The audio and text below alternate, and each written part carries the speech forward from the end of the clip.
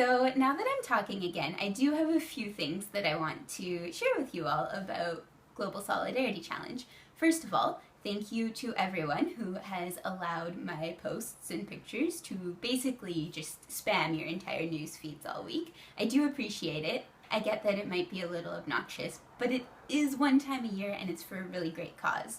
So I think there's something there. Also, I wanted to reflect a little bit on my 3-day vow of silence. That is not a vow I ever considered taking prior to this year, but I think it's really important to take some time and step back and reflect on how privileged I am, particularly in Canada, in my family, in my workplace, and within my friend groups, that I do have a voice, that my opinions are valued, and that I feel that my thoughts and ideas are respected overall. And I really appreciate that, especially right now. A lot of people don't have that opportunity. A lot of people's voices and stories are silenced on a continual basis.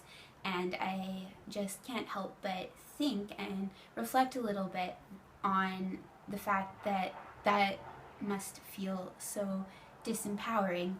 It's really difficult when you have a lot of thoughts running around in your head and kind of playing mind games with yourself, and you're not able to express them, or you're not able to express them in the way that you want, or you're scared that your voice won't be heard. That's incredibly intimidating, and I just want to thank everyone who has been with me this week and who has been part of the challenge and part of supporting me.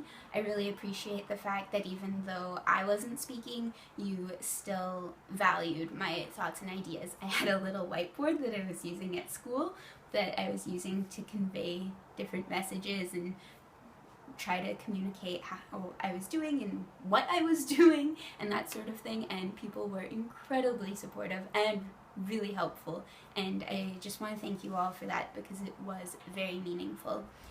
And the second thing I wanted to talk a little bit about is just the importance of raising funds for gender and human rights programming. It can be very difficult to secure the funding that we need to do the work that needs to be done in a good way that's showing solidarity with our partners and isn't tied to a bunch of strings and bureaucracy. And that's why the Global Solidarity Challenge is really important. So each year, it's a once-a-year opportunity that we take to discuss what solidarity means to each and every person who's taking part. And that's a really important and valuable discussion to have. But it's also really important that we back that up with something.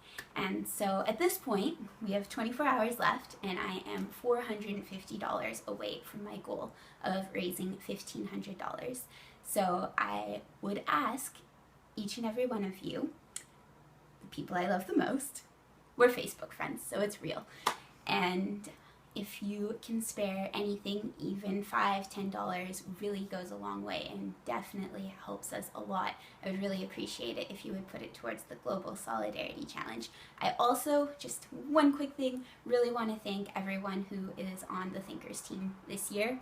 We're doing pretty good, solid second place, and I really appreciate all of the hard work and dedication you have all put into the challenge. You inspire me every day, and I'm really sorry that so many of you are hungry. I hope you have a really great meal tomorrow.